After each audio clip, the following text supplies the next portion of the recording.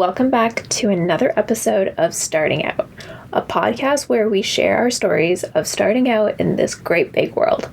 We talk about our highlights, trials and tribulations, and lessons we've learned along the way. So, as you are starting your journey, we hope you can learn from us. So, Cor, what's the topic for today? Our topic for today is the pressures of being rich in your 20s. And we just wanted to give a little bit of a disclaimer. We're not saying don't be motivated and don't be driven. It's like you could still have the ambitions and the drive to continue to achieve things in your 20s. But what we are saying is if you don't achieve everything that you set yourself up towards in your 20s, don't get bogged down in the details of it. Everyone has a different timeline. So if you don't achieve something by a certain age that you set yourself up for, don't worry about it. We want to say that you're not a failure, and just because someone's highlight reel is showcasing they got the car, the kids, the titles, the boat, and then the salary, the vacations, right? And if you don't even have one of the 20 things they have, it doesn't mean that you're a failure. You never know that you might get that wealth or you might not get that wealth later on in life. Yeah. That's why we wanted to preface. We know you can do it, but when you do it, doesn't really matter at the end of the day. Yeah, exactly. Okay, so let's start at the very beginning, as we always do. Cor, where do you think this actually originates? This whole concept of, like, if you really think about it, it's like when you're 18, you're fresh, coming out, you may have just finished school, and then bam, instant success, instant, wealth accumulation. Where do you think that originates from? Yeah, it's funny because I feel like in all of our past episodes, we always talk about parents' expectations. Yep. And it's such a huge theme in all of our episodes. Where I think originated from is our parents. So I know with my parents, or maybe just the general gist of looking back like 30 or even 40 years ago, 50 years ago, they could do so much more with their money at that stage than we could do with our money at our stage. My parents, they had enough for a mortgage. They had enough for a down payment for a house, right? They had enough to sustain a 2-children household and still be well off and have a job and put us through university and everything. So I think that's where it kind of originated from, was that I almost have the expectations of oh my gosh, my parents were able to do all of this in their 20s. Does that mean I have to do it too? And I'm sure a lot of other people feel the same way, where it's their parents might have gotten a house in their 20s or moved across the world in their 20s to buy a house. I'm just sitting here looking at memes. You know what I mean? Yeah. Speaking of memes, there is a meme of being my parents when they're 20, let's have 3 kids by the time we're 25. And then me at 25 is Mom, I don't know how to turn on the stove. Something like that. Where it's I bought an air fryer. Look at how beautiful this is. And I think recently speaking, there is obviously this huge influx of people buying houses. And there's a lot of people in their 20s buying houses. And I think just to have a one-to-one comparison of my parents did it when they were 20, so now I can do it when I'm 20. I think there's a lot more to it, which we'll discuss. But I think that's where the pressure comes from. It's when you're starting out in life, you have to have it figured out, or you have to have this immense backing, either from a really high-paying job right out of the get-go, or having parents having liquid assets ready to go to fund whatever opportunities come in your way. It's a good thing that you brought up the buying a house in your 20s, because I remember not so long ago, I think CBC had a news article that they were saying majority of homeowner buyers within 2020 to 2021 was actually millennials. So people who were 20s up to mid-30s, I believe. Yep. And I was reading this and I was are you sure? Most people... Let me fact check that. Yeah. Right? Like, interest rates are really low. I get that. Like, you could borrow and everything. But then I was like, I don't even have enough for even like a mortgage, like my initial payment for that. Like, how are people buying houses at this point? Oh, yeah. There is like a huge smoke and mirrors kind of situation. I also read there's like a thing where it's like a lot of the home buying process involves a cosigner or like essentially someone's helping you out. There's no, I'm doing this on my own. Yeah. And I feel like it creates this narrative, right? And this pressure of like, oh, so you don't have one? What do you mean? You know what I mean? It's like, oh my God, that's so crazy. Or it's like, you're still renting in Toronto. Are you sure you want to do that? You're just burning money anyways. Do you want to put down my house down payment? Right? There's going to be like symptoms of this problem, right? Because the problem is like, okay, there's so much pressure to like accumulate this wealth when you're 20s because everything's so expensive. Kind of wanted to like touch on this, whereas like, I don't know if you feel it, but I feel it. There's a different ball game now. And I think this pandemic has really, it's like a little finger cut and now it's like this gash, right? It's like your one job is not going to cut it. In your one field of work to get one source of income. It's almost like, back in the day, my mom could have stayed at home and my dad's one salary could pay for it. Now it's like childcare, everything is so expensive. And because your expenses are so great, there is a huge pressure now to go and find side hustles and multiple, that's more than two income streams. Yeah. So you're not working a 9 to 5 Monday to Friday anymore. No. It's like you could log off your regular full-time job and then starting at 5:30 p.m. you start working on side hustle number 1. And then at 6:30 p.m. you eat dinner. But then at 7 you start working on side hustle number 2. Yeah. And I think you could even see that in a lot of professionals as well. For example, like doctors, nurses, lawyers even. And it's like the amount of YouTube channels that I see of those people in those fields creating a YouTube account and like thinking about other streams of income as well. Healthcare professionals are one of the jobs that's like higher paying in Canada. So if you have those individuals in those fields actively seeking different ways they could expand their income, I'm like, oh my goodness, are you not making enough? Like, if they're looking at YouTube channels and how to increase their wealth and how to accumulate more wealth, should I be worried about my job right now? And I think a lot of it comes down to, like, there is so much debt accumulated in these professions that, like, you might have to actually go find a side hustle or get even more debt to get yourself out of debt. I really didn't think it was necessary of being like, oh, yeah, like, I didn't think it was necessary. I think, like, one job is fine. But then I realized, oh, my God, if, like, the pandemic's like, if one thing dries up, you need to have like 6 other things going on for you, because then if you don't, you're actually F. And I feel like that even creates more pressure. And I love that timeline. It's like, oh my God, okay, so now I do my 9 to 5 job. We both have 9 to 5 jobs, by the way. Yeah. We do our job, and then on the weekends we have to work on it. Or even last night we spent collectively almost 3 hours trying to prep for this episode. The fact that we have to spend even more time to generate a side income just in case if something happens to our main job is a very interesting concept. I think we as like young people starting to like catch on as like the norm. Yeah. I think I finally got that engraved into my head during the beginning of the pandemic where I actually got fired. And it almost like clicked for me where I'm like, oh my gosh, everyone is dispensable at some point. If you don't do your job and like if you don't do it well, like there's going to be millions of people who are qualified to do the exact same job that you do. Then it really clicked for me. I'm like, okay, I can't just rely on my 9 to 5 to get me through my life anymore. But then it almost like became really stressful because I was like, if you Google like different ways to make money, you'll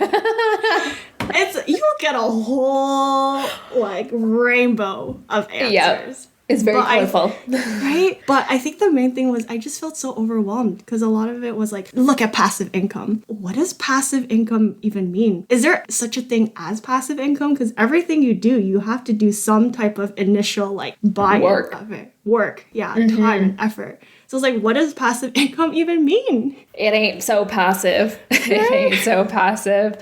Yeah. So, okay, let's dig a little deeper, right? Like, okay. So clearly your one job is not going to cut it. Do you think that there is like a focus on the numbers game, especially in your 20s? I would say 100% there's a focus on numbers, especially speaking of salary, I'd say. I know for me especially, I was very, very focused on my first job out of university. When I was looking for my job, I was like, this job has to make me X amount, or else anything below that, I'm not looking at it. But I think where that kind of stems from is like, perhaps if you have an older sibling. So my brother and I are 4 years apart. Not everyone's like this where like your sibling and you actually go into the same program. But my brother and I actually went into the same program, but obviously in different universities. And when he graduated from university, I was actually entering university. And I think that's when I got engraved into my head. I was like, if he's making this much right out of university, right, and all of his friends are making this much, I have to start making that much when I graduate 4 years from now. And then that's when I felt the intense pressure of like every internship I got, I was like, oh my God, they're unpaid. Why is it unpaid? Why are they paying me so low? And even my first job, I was like, that's it? Right? Is this all I could get? Yeah, no, definitely I understand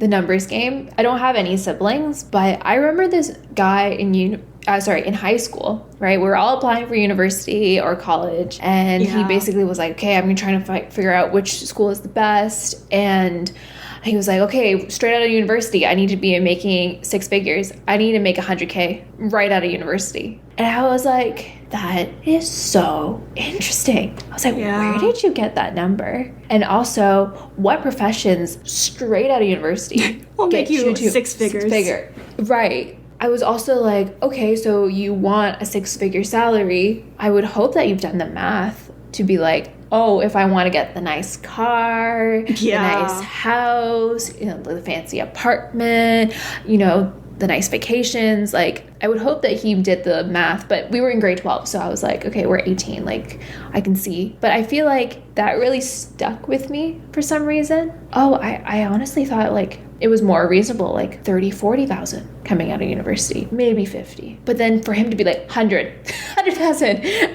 straight out of the university, I was like, oh my God. And I think while I was in university, it got even more apparent that like the number game was more etched into your mind, because it's like, okay, which stream can I go down? Can I go down the accounting, finance? I think that's what I was gonna ask. Like, what stream did he ultimately go into? I wonder if he ever achieved his 100K after university. That's what I was thinking. I mean, he's a very lovely guy, and I was like, he's smart enough. Like, he went to an Ivy League school, and I was like, okay, like I'm sure you can actually get to 100K. But I remember him just saying it very loosely out, and I was like, am I thinking too low at this point? And then when I get into university, it was like you're trying to put yourself down a funnel to be like, okay, this is how I get. And I think, like it was very, very stressful to be like, am I picking the right thing to set up myself in a good financial state, or else am I like basically ruining everything in my life?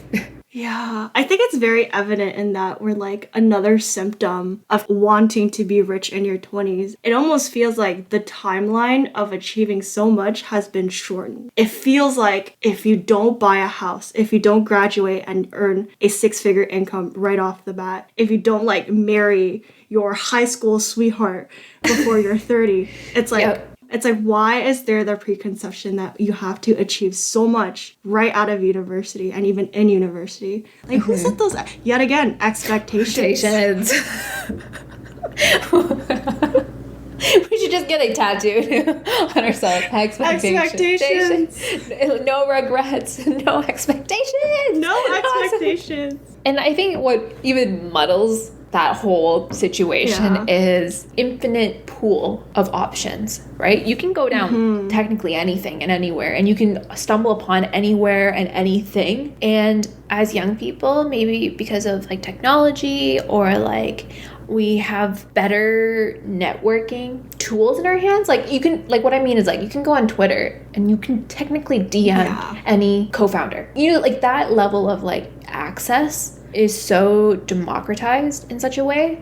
And I feel like some people are really good at hustling and like building companies and like all that. Even if you don't, that's like the extreme example, but even like your younger examples of like certain people going down like certain routes or going down certain paths. And what I end up seeing is your age and your earning potential are not exactly correlated. Like you can have someone earning $300,000 because they went to Google and became a software engineer, right? They're still 23, but then you can have somebody else who is 23 who just came out of like a XYZ degree and is just working at a agency for like 50K a year. Yeah. Even if lucky, if they get to that point. But it's like that level of like income is very fascinating. Of like, there is a benchmark, but if that benchmark is used, it's always on the higher end. It's like, oh, I started a YouTube channel when I was like 16 and like Right.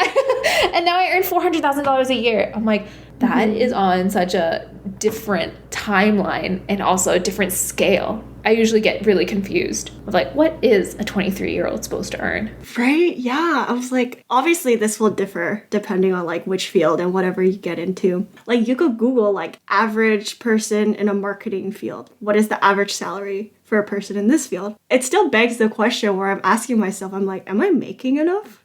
Yeah. Like, sure, I can Google it, but is everyone making enough? Like, are we taking into account inflation year by year? And Yep. I remember hearing where it's like, if your salary isn't being increased every year, then it's like, tough luck, sis, you're not buying a house.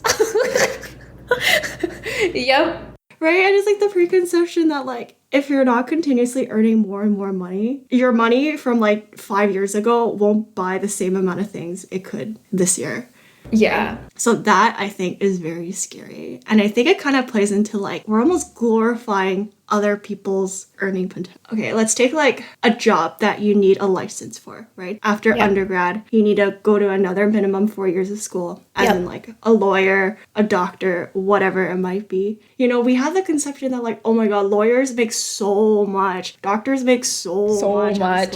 You know what I mean? It's like, okay, first of all, yes, they do make a lot in Canada. You have to deal the layer away. It's like, how much does their tuition cost every year? Technically, people in med school right now aren't rich. It's like they're, if anything, in debt from either undergrad and med school combined. Yeah. But it's like you're technically not rich until you're like graduate from med school, where you're like actual doctor in Canada. Yeah. But at that point, it's like you're still paying off your debt from like all 8 years of your past life. So I don't get the idea where people are like, oh, he's out of med school. He must be making bank now. He has so much to pay off. You don't see everything else that he owes. Exactly. And like the use of your line of credit, no one talks about it, I think. You know, it's like, you're a doctor, you're going to make bank. It takes time. I love this quote. We overestimate what we can do in 1 year and we underestimate what we can do in 10. And that's such an interesting concept because it's like, if you lay the foundation down for the next 10 years, you can actually start doing extraordinary things when you're in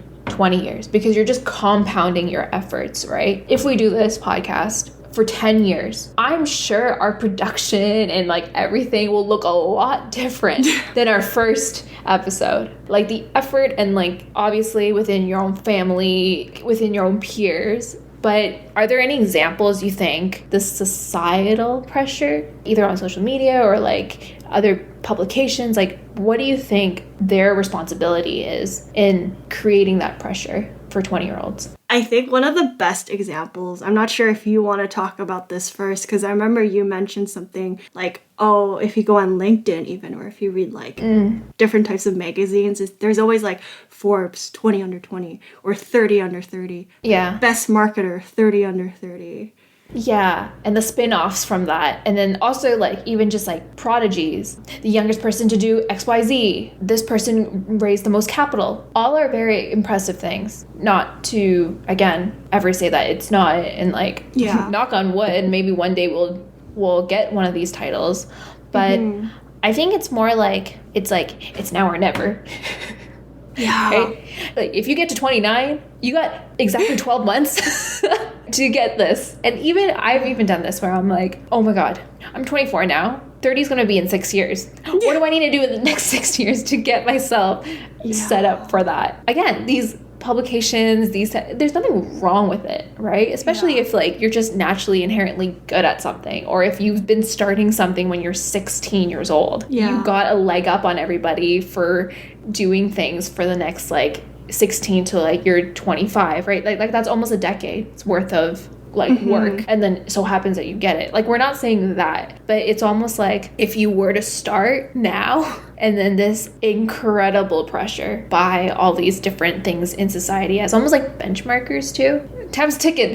TikTok. Like, have you done enough to get yourself closer to that arbitrary goal? Yeah, I think that's a really good point where it's like your goal may actually, and it's totally valid, but you want to make the Forbes 30 under 30. We're not saying like don't achieve that, don't strive for that. We're saying it's like if you got something great going, keep going at it, keep striving for it. But we are saying that like if you're not titled the youngest person to create this or the youngest person to do that, or if you're not named Forbes 30 under 30, it's okay. You don't have to beat yourself up that you didn't achieve that because you have so much time. Right? Yeah. You have so much time. And everyone now is like, they almost want to like speed run their entire life. And they want to fast track the first 10 years where they're like constantly go. I'm going to make company A. Oh, I'm going to start a new venture. Oh, I'm going to start a new company. Yeah. It's great to have all of that. But it's like, if you don't succeed, remember, you have the next 70, 80, 90 years of your life to achieve everything that you wanted. Oh my God. Yes. Okay. So like that's like publications and all that stuff. I think another very interesting thing when I was like pursuing accounting is when we're in these consulting firms, like the big four, there was this like immense pressure to like title chase. And one of the big things was like to become partner. Becoming partner is a wonderful thing. Like you own part of the business, you can take a lot of responsibility. People work their whole entire lives to get to that spot. And what I was hearing sometimes in university is almost like folklore of like Jimmy from the class of 2008. He was the first person to make partner when he was 20. Straight out of the room, he was already a partner.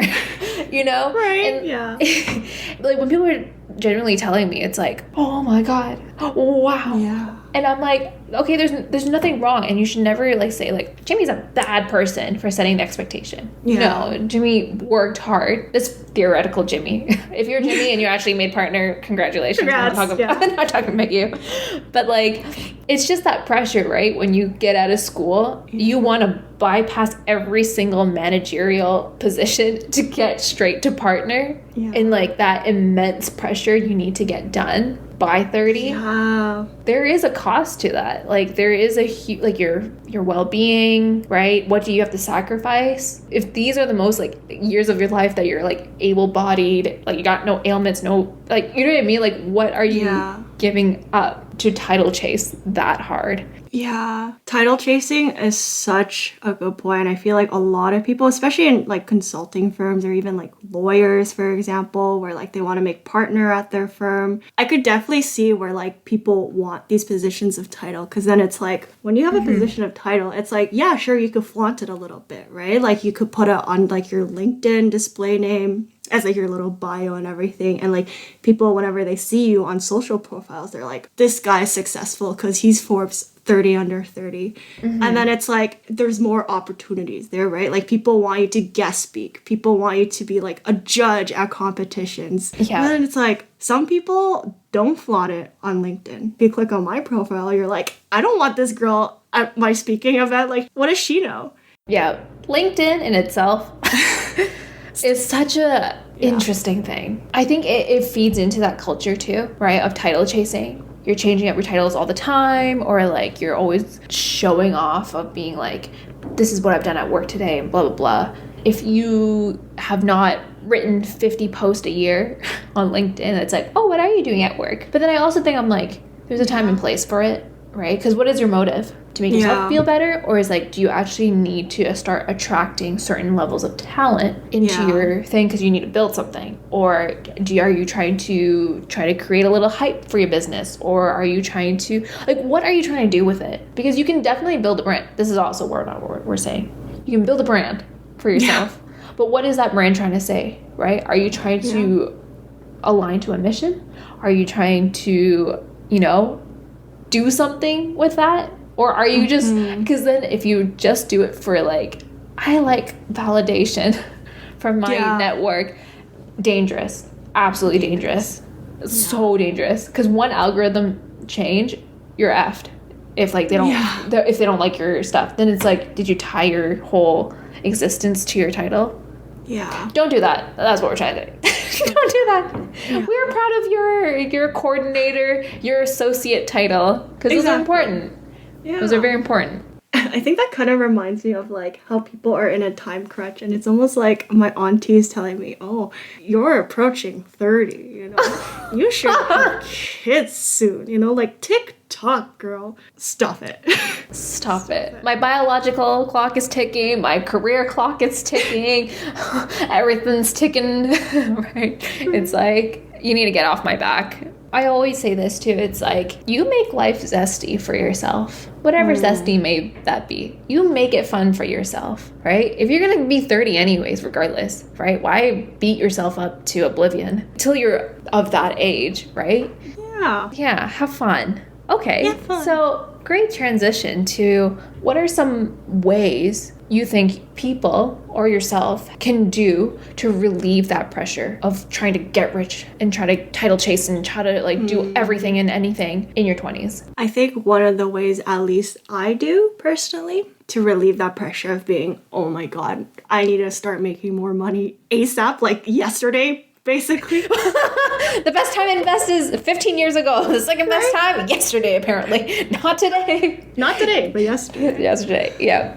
I think for me, it's just definitely taking baby steps and just taking it one day at a time, literally. Because, and even $1 at a time. Whether that's like, you don't invest a lump sum, you just invest like every bi-weekly or like every month. You don't need to think about doing everything at once. For example, if you want to start a business, right? Like us, if you want to start a podcast, start thinking about some things that you need to do to actually put that into light and put that into like an Apple podcast store. I really liked your advice of like $1 at a time. I do have a anecdotal story about, basically I was like feeling the pressure of like buying a house because I was like, okay, let's do the math. If it's $1 million house in Toronto that I need to get, like you need to put 20% down. Right? Because I think legally speaking, anything under $1 million is 20% down. I was so delusional of being like, oh my God, I can definitely get to 200,000. And I was like, no worries, like I can do this. And then I looked at my paycheck. I was like, okay, so if I like save 40, 50, 60, 100, if I don't spend anything. So if I don't eat and I don't pay rent, then maybe. And then I was like, oh, and I still wouldn't have enough money to do this. And then I was like, okay, so if I was being reasonable and I could save on a great day, on a good month, maybe 40%, on a very, very good month. Yeah. Like if I can spend, you know, I don't even know if some people can even do that. But I'm like, just for my sake, I was like, I can save 40%. This is how much I will have. Yeah. And then if I times that by 12, I will only get to this. So technically, my ceiling is already this amount, which is so far from $200,000. So then I looked and I was like, oh, it's going to take me several years to get to 200,000. And then I was like, also thinking, I'm like, houses are not going to even be $1 million.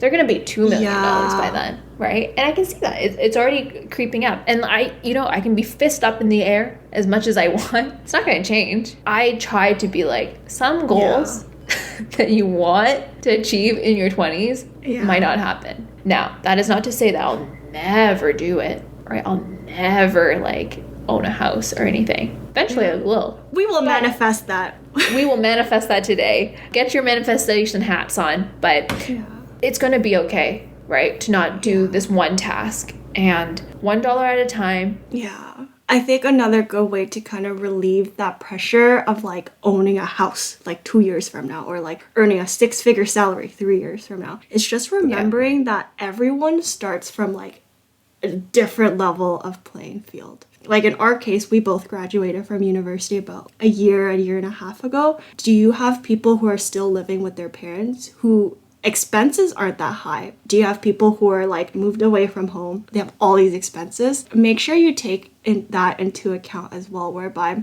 your friend next to you might not be living at home and her expenses are like godly. You're very lucky then if you're living at home and like you don't have to deal with all of that. Speaking about savings now, it's like your friend there obviously can't save as much as like you would. Maybe they could buy a house quicker than you do. That's definitely something I want our listeners to really take into account as well. It's just don't always compare yourself to what your friends are doing. If your friends are getting married before 30 and like have kids and like, right, and like made partner, like don't feel obligated that like you have to do these things. Because remember, you have the rest of your life to accomplish what you want to do. I feel warm and fuzzy on the inside. I'm like, I can do it.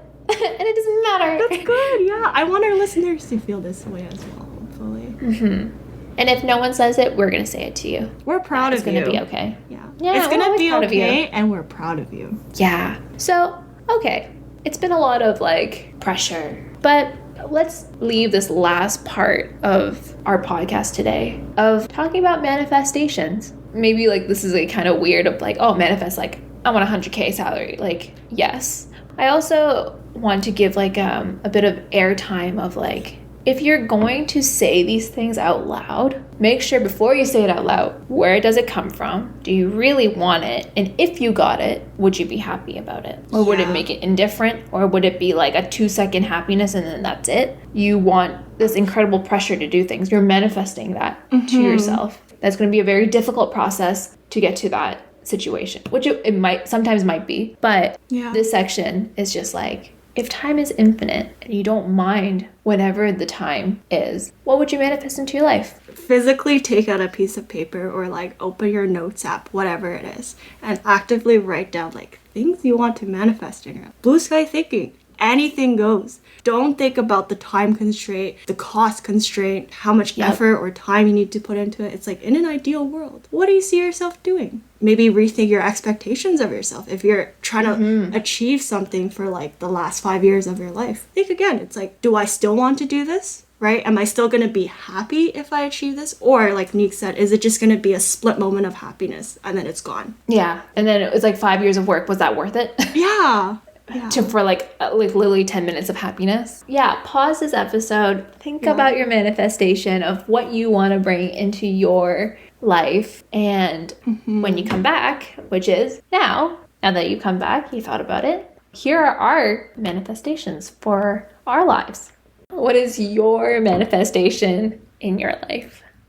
So as Neeqs knows, as well as some of our unique listeners from Canada as well as the States, I am going back to school this September. Yes. To get my Bachelor of Science in Nursing. Talking about manifestation, I want to ultimately graduate from that program, and I want to pass my licensing exam so I could actually practice in Canada. But then, even like thinking bigger picture, I was like, maybe I want to move to a different country to actually practice nursing, right? Yeah, like it could be like a good like balance between like work in a different place as well as traveling to see like different areas of the world. It's really scary to think about, obviously, just because it's like, oh my gosh, this is such a huge goal. But yet again, it's blue sky thinking.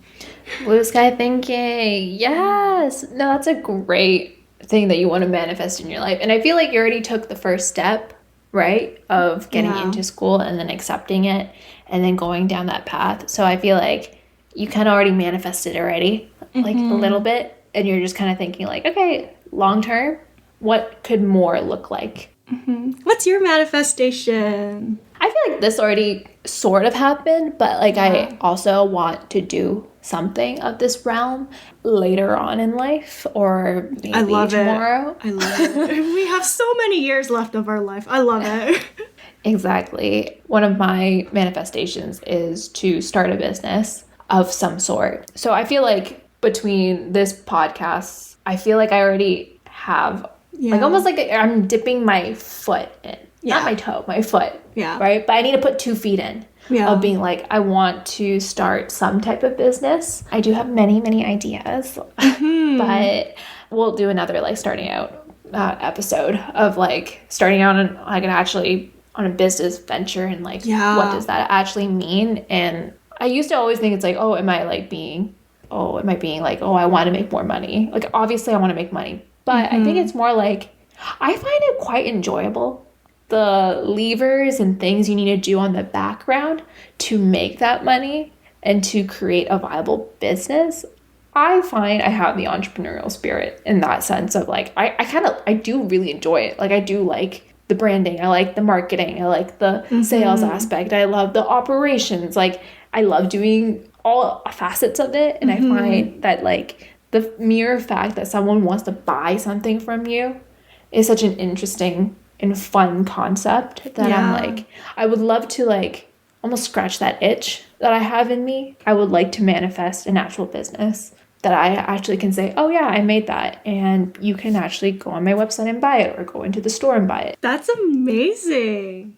Yeah. Hey, thanks. That's amazing. Oh my goodness. I know you have a lot of ideas, so we don't want to spill the beans right now, but I mean, we should definitely do another episode on like starting out an actual business. Yes. And we can even document it of being like even both of us, it's like, you know, starting a new career. Like, what do you do? Starting a business. What do you do? Okay. So those are our individual like manifestations. Obviously, we have a little baby over here, which is our starting out podcast. We did narrow it down to one big manifestation for this podcast. What is it? Cor. No, you don't. Okay. See, that's the thing. It's like if you say it out to the universe, you have to be very careful. But I think this one's a good one, and it actually makes me very excited. The only reason why I say this is because like one day when there is monetary growth in this podcast, we would love to like actually set up a scholarship to give back. Basically help one of you guys out of like, if you have an idea or if you want to start another career path, or if you are putting yourself in school and you never had the leg up in a situation, it would be a very, I think, full circle moment for us to be like, we are starting out, and if we had somebody thinking about us in that way, I know there's so many scholarships out there, and there's so many things. Like, I hope that like when you listen to us, like you think that you can actually go do what you need to do, and you can get yourself out of a situation, or you can enhance your situation through your mindset. But we believe in the power of the dollar too. We're not just like these hippies out there be like, if you come, we'll come. Like, you know what I mean? Like, we understand that there's some level of like, you need capital. You need money to get to do things what you want to do. So if we can fund some of that, some shape or form, or doing a cool collaboration. I know Cartier has like a women in business or women whatever. It was like very interesting. But and I know Second Life like is sponsored by them. And I thought that was just very like a very nice thing to do. I know Simply Nailogical, like she has a scholarship. And yeah, I just think that it would be such a great thing to be able to give back to the audience that gives us so much. Yeah. It's a really good point. I like it. We really hope that, to Neeqs' point, it's like when you listen to our podcast and our episodes, it's like we hope that, you know, you'll take some of these pointers and start adopting it into your life or whatever situation you might be in right now. Like when you listen to our podcast, it's like, it's almost like a feel good, like, okay, like they could do it, I can do it too. And someone out there believes in that I can do it. So, yeah. So with that, hopefully you wrote it down somewhere, you manifested it somewhere. If you want, you could message us and let us know what you manifested. Like, let us know what your big dream, blue sky thinking is. Because we'd be so interested to know, and we want to motivate you, and we want to be there for you. With that being said, we hope you have a great time in your 20s. You have just been listening to the Starting Out podcast. If you liked today's episode, please make sure to rate and like the show. Also, leave us a review. It helps us a lot. To never miss an episode, please subscribe and turn on notifications. We love to hear from you. So if you want to chat with us, tweet us at StartingOutPod. Links are in the description. As always, we are so excited for you to start out on your journey, all while listening to ours. See you in the next one.